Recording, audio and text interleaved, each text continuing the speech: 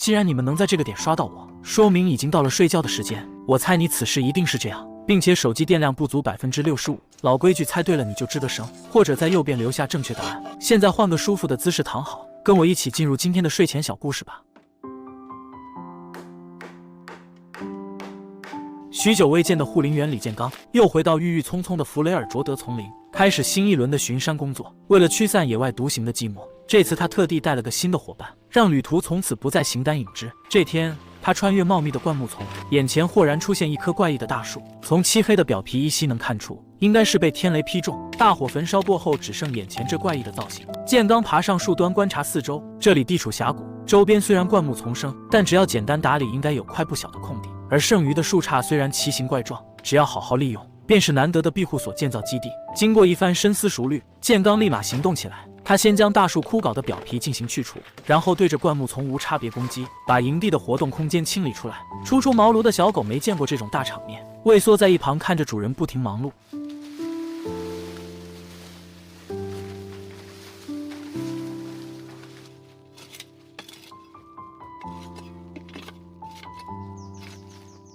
奇异的树根夹缝存在着一个狭小的空间，这里建刚打算利用它做成楼梯间。只见他先在夹缝内侧对称钻好榫卯孔，然后找来不要钱的老光棍，将它按照宽度裁切，光棍的两头则加工出契合榫头，就可以一与圆孔衔接，形成供它上下通行的爬梯。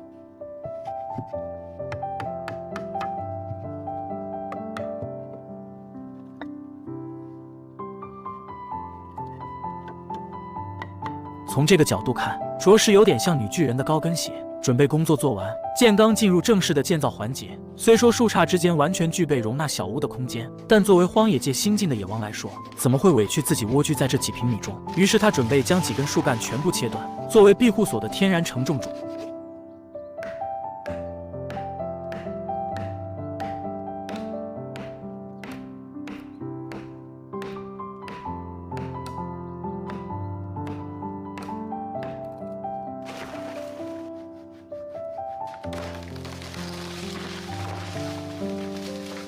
小半天的忙碌过后，5根立柱呈龙爪形出现在大家眼前。用来支撑小屋的承托平台最合适不过，砍伐下来的枯木也不用浪费资源，堆置在一旁还可以作为柴火。接下来就可以开始去野外采购建材，在收集的时候就要格外小心，如果打扰到了这种原住民，一定记得跟他们说你也是本地的，应该还能给你几分薄面。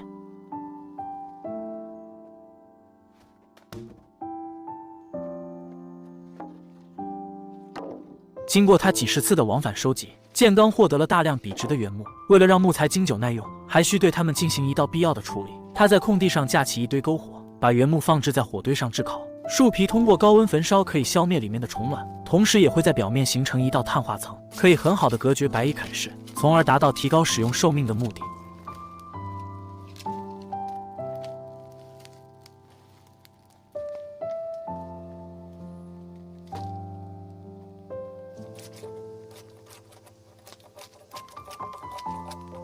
正午的阳光越过树梢投向营地，刚刚还在歌唱的小鸟此时也不见了踪影，应该是找了个阴凉的地方歇息去了。建刚停下手中的工作，从背包里拿出珍藏的肉肠，用竹签穿好架在火上炭烤。一会儿功夫，烤肠的焦香唤醒了正在打盹的小狗，一人一狗就这样盘坐在地上，悠然地享受着午后的休闲时刻。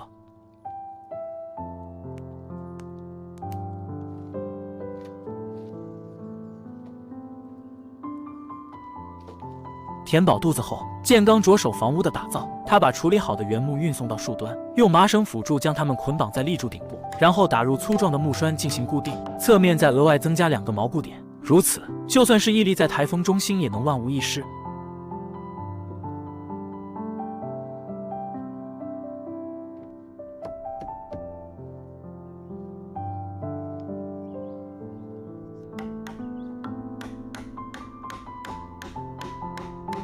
通过4根原木纵横堆叠，承重托梁稳稳地坐落在树顶，只需依葫芦画瓢把原木龙骨与之衔接，一个四四方方的建房平台出入锋芒。正所谓磨刀不误砍柴工，考虑到接下来需要用到大量木板，建刚还得打造几件趁手的辅助工具。只见他先用树杈打造一支木柄，与锯片进行连接即可形成一把手锯，然后把老光棍交叉相叠固定稳妥，埋入早已挖好的基坑中，把原木放上去，加工起来就不会随意滚动。建刚先把原木劈砍掉棱角，然后用刨刀将表面打磨光滑，形成一批方正的木方。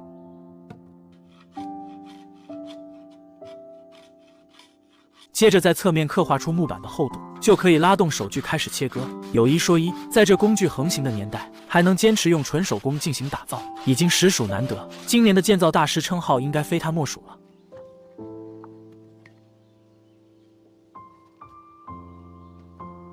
随着木屑不停地飞溅，方木被他片出一块块周正的木板，汗水反复干湿，早已给黑色 T 恤染上一层薄薄的盐霜。建刚咕咚咕咚喝下一大杯茶水，便又转身奔赴下一段工序中。他把木板整齐地铺设在龙骨上，每块板材都要配合木钉进行固定，再给楼梯间留出通道入口。原本光秃秃的大树上，就有了快4米见方的木屋平台。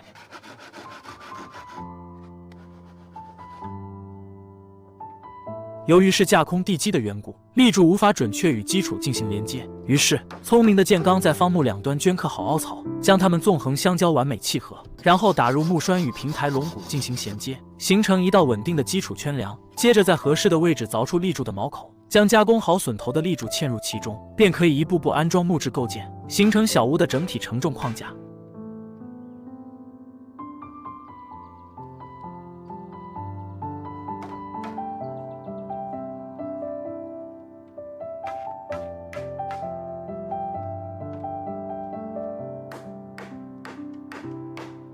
通过建刚精密的规划，立柱内侧早已开好了滑槽，只需将木板根据间隙加工，就可以把它们嵌入槽内，给木屋打造密不透风的墙体。为了更好地欣赏到丛林美景，建刚除了留置常规的门窗之外，还打算在风景最好的一侧增加一扇连接大自然的通道。只见他把木板整齐地排列在地面，通过木钉与2根木方稳固，便可形成一张完整的板材。利用麻绳作为牵引，在木板上画出一个圆形标记，就可以沿着印记雕凿，镌刻出一副圆形的窗框。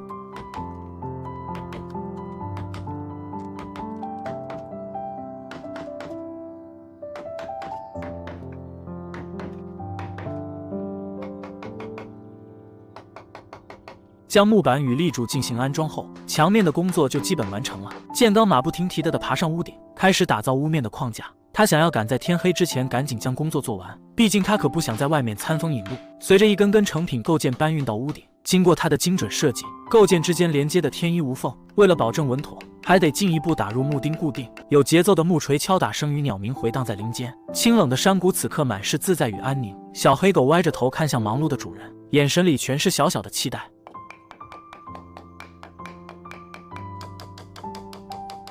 不久后，屋顶的架构全部完成，可屋漏偏逢连夜雨。就当他正在封闭山墙的间隙时，天空淅淅沥沥下起了小雨。建刚从背包里取出一张雨棚布，将它覆盖在领条上，才有了一块临时的屋面。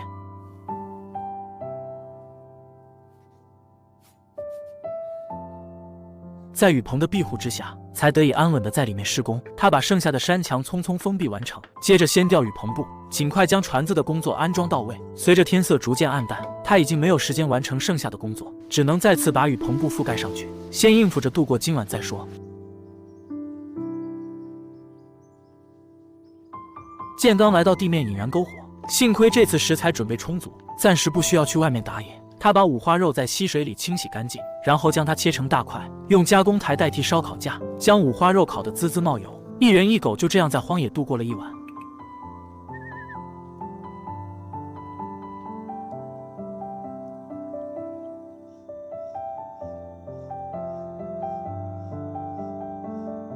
次日清晨，建刚被小狗呜咽声吵醒，养过狗的宝子都知道这是快憋不住了。他把小狗抱下小屋，让它去自由飞翔，自己则回到工作岗位继续进行搭建。清晨的山林，空气中弥漫着草木的芳香，万物皆在寂静中苏醒。为了保障屋顶的防水性，这次他搞来了点高科技，用木屑掺杂一些防水胶拌和均匀，就可以涂抹在板材搭接的位置，这样就可以使缝隙粘连牢固，从而达到防水的效果。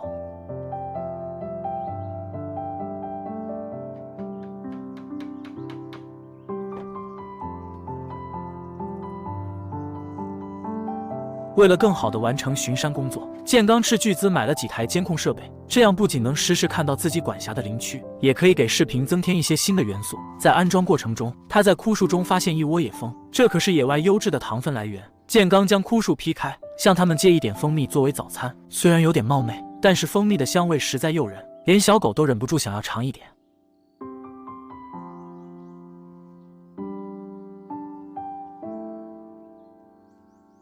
补充完能量后，建刚又有力气干活了。他麻利地利用木板的边角料组装了一个木匣，配合绳索绑定，就可以作为搬运货物的运输工具。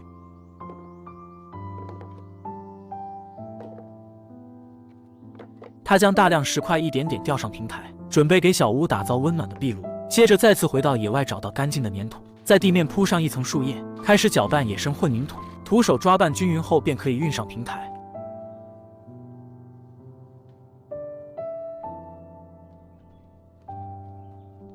建刚先在地面铺上一层石块打底，避免烧火引起火灾，接着再一点点往上继续垒砌。虽然在家里休息了几天，可这手艺还是一点没退化。嶙峋的石块被他组合搭配砌筑上去，逐步形成了烧火的灶堂。顶部再铺设一层木棍封顶，只留出排烟的出口即可。而壁炉的表面也要细细打磨光滑，再刻画上砖砌的纹路，这样看起来颜值也高了不少。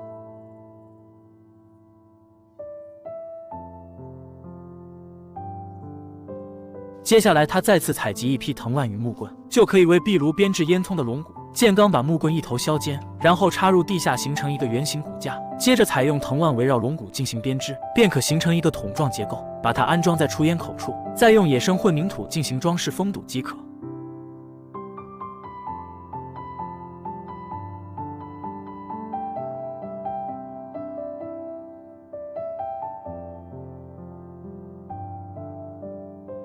对于小屋外围的廊道，建刚准备搭建一道雨棚。只见他把原木与立柱进行衔接，然后采用同样的固定方式，把船子安装到横梁上，围绕小屋两侧形成一个小型的沿廊。而这里的瓦片他不打算沿用木板，他在林间采集来一批棕榈树叶，几片叶子一组，用麻绳进行绑扎，形成一片片浓密的天然瓦片。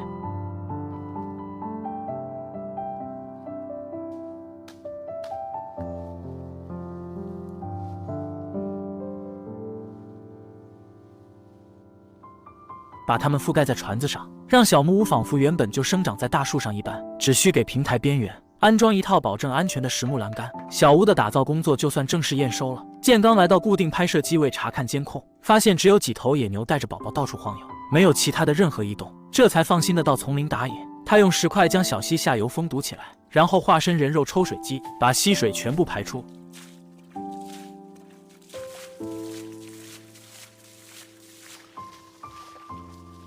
一会儿功夫，躲在石块下的泥鳅和鲶鱼瞬间无所遁形，只能乖乖地成为他今晚的美餐。建刚回到室内，将壁炉点燃，把处理好的河鲜放入锅中，加入一点秘密佐料一起炖煮。过一会儿便能吃到鲜甜的美味。暖黄的灯光从窗户露出，在暗夜里晕开一圈温柔的光芒。建刚静静地吹着森林的晚风，这盏为自己而亮的灯，照亮的不只是小屋，更是他不再被束缚的人生。